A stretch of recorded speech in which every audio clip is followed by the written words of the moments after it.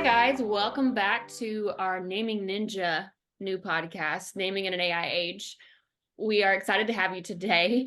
So, what we're going to do today is really have a conversation around trademark screening. Why to do it, we all know because we need to. When to do it is more of the question.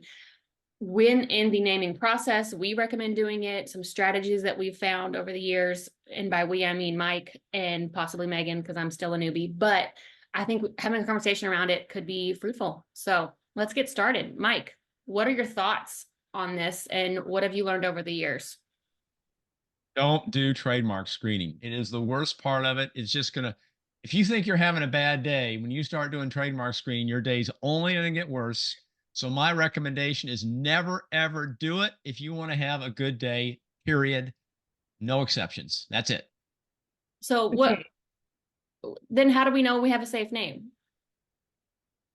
I just think you don't need to worry about whether you have a safe name. You just go forward with whatever name you like the most. If it fits your branding and your marketing, cross the finish line with it. I mean, Megan, is that not right?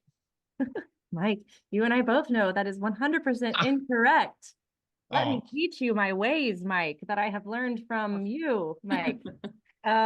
He is correct in that it is not any fun. So if you are looking to ruin your day, absolutely go ahead and start doing trademark screening. You will be very discouraged, which is why there are these amazing people called trademark screenings that somehow love what they do and they do a really good job at it. We've got some awesome ones on our team, which is not me. I love the more creative work, but so to answer your question, Ashley, yes, you have to care about trademark screening. And when we say trademark screening, we mean looking to see if your name is legally viable, looking to see what the level of risk is associated with the names that you are interested in. So when we're talking about when do you do trademark screening, my first thought on that is first just brainstorm. Don't think of a name and then immediately go check on the web to go see what you can find. Like that is important, but give yourself some space to first brainstorm some ideas. Get yourself down to, I would even say 10 or 15 ideas that are different, all very different ideas, more descriptive, more evocative. And once you have a set of names of 10 to 15 names that you're like, okay, I feel like there's something in here, that's when I say you should start embarking on the trademark screening, whether you want to do it yourself or hire it out, which we definitely think you should hire it out and get an expert. But you definitely want to do it before you file that application to federally register your mark. You don't want to go in there and try to register without doing any trademark pre-screening. Yeah, I think the creative process, I agree, is if I were to sit and think of one name and then go try to screen it like and just see the basic USPTO search, I would be discouraged. And Yes. there's so many names out there that are already being used and maybe not even in the space that I would want to use it in, but there are so many, like, it's just a discouraging process.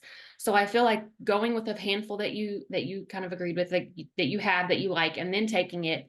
I also think maybe on the front end, seeing what other people are doing in your space. I know that that's more of a competitive analysis type thing, but what kind of name could make you different that's Yeah. not common in this space, and then take that ideation and kind of think of a bunch of different names and then taking that. But it's going to be a cycle. It's not just, okay, here we go, here's the 5 names, boom, because most of the time they're probably not going to be available and you're going to have to go back to the drawing board. Right. I think somewhere before the end, obviously, and not in the very beginning. So Mike, what are your thoughts on this? well, I think the process you described of maybe starting with some creative, but Mhm. then taking a look at what competitors are doing and what's already out there. It's like peeling layers of an onion. And so you don't want to leave the onion totally unpeeled until you get to the end, because man, your eyes are really going to get watered, right? So if you peel that initial layer pretty early in the process and sort of get an idea, okay, some of these names that we thought were really pretty cool look like they're real close to some things that are already out there. And you can't just go to the USPTO.gov, and that's the website, USPTO.gov website, and do a search there. You can, and that's a great first step, but often, unless you're pretty skilled, you'll miss sound alikes. And trademark law is based upon how a name sounds, not how it's spelled necessarily. So just because the name is spelled differently doesn't really prevent a problem. Yeah, And then you need to look USPTO, a I lot. feel like we've talked about is the tip of the iceberg. And so Right. what's underneath the ocean, Mike? Tell us all these. Tell us Well, enlighten. there's so many other things to look at, right? So we had a call this morning with a client, in a global client. They're going to be in many countries, and so you have to look at not just a single government, registration, but every country. Mhm. In the U.S., you have to look at state trademark registrations, which the USPTO doesn't have on their database. So you have to access the state registrations, because you can register a trademark at the state level and not just the federal level. And so that would be an issue. And then, of course, the common law usage checks, which often you just do by doing web searches. If you find someone that's using a name in your space, even though they've never registered the name as a trademark, they have legal rights to that name. It's called common law usage. They have certain common law usage rights in that name. So our strong position is do not wait till the end. And most of our competitors and almost everybody in this business seems to stick this this trademark screen at the very end of the process, because everybody knows it's just a black hole of despair, and oh my gosh, we thought we had this name and everyone's excited about it and now we can't use it.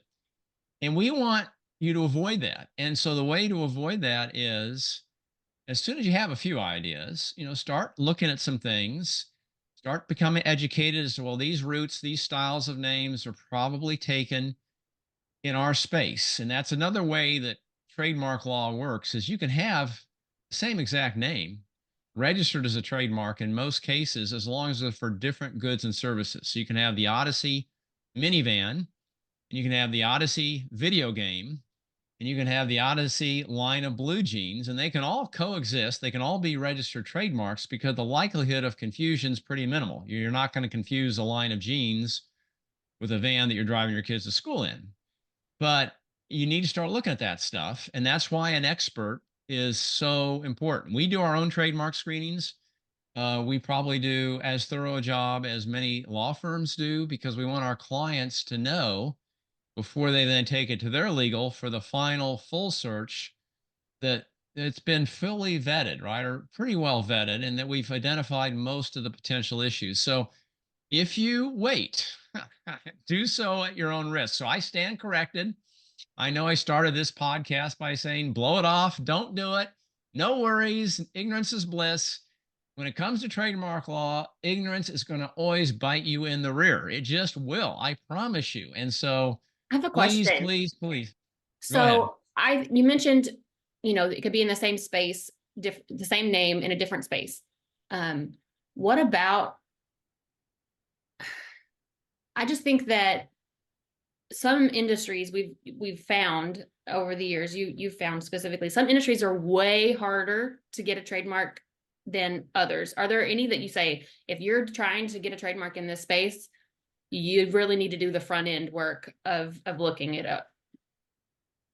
Megan, what do you think on that question? Do you have any thoughts on that one? What spaces are the most difficult based upon all the naming work you've done? Yeah, fashion is one. Fashion, accessories, jewelry, that it's unending. That's one. Makeup. I would include makeup and cosmetics Mm. in that too. That industry is so incredibly difficult that you really have to just go with a made up coined name that has no meaning to it and build a brand story around it, because pretty much every name that has a real word embedded in it or even a mashup word it's off the table. I think that's why we talked last week about having a following and then being able to maybe create a brand around that, because that lift could be done on the front end. But yeah, I agree. Yeah, and the style of name is hugely important here. So if you think you really want a short English word as your brand, that is a really tough order in any category, especially in fashion, in jewelry and accessories and cosmetics and several others that Megan referred to.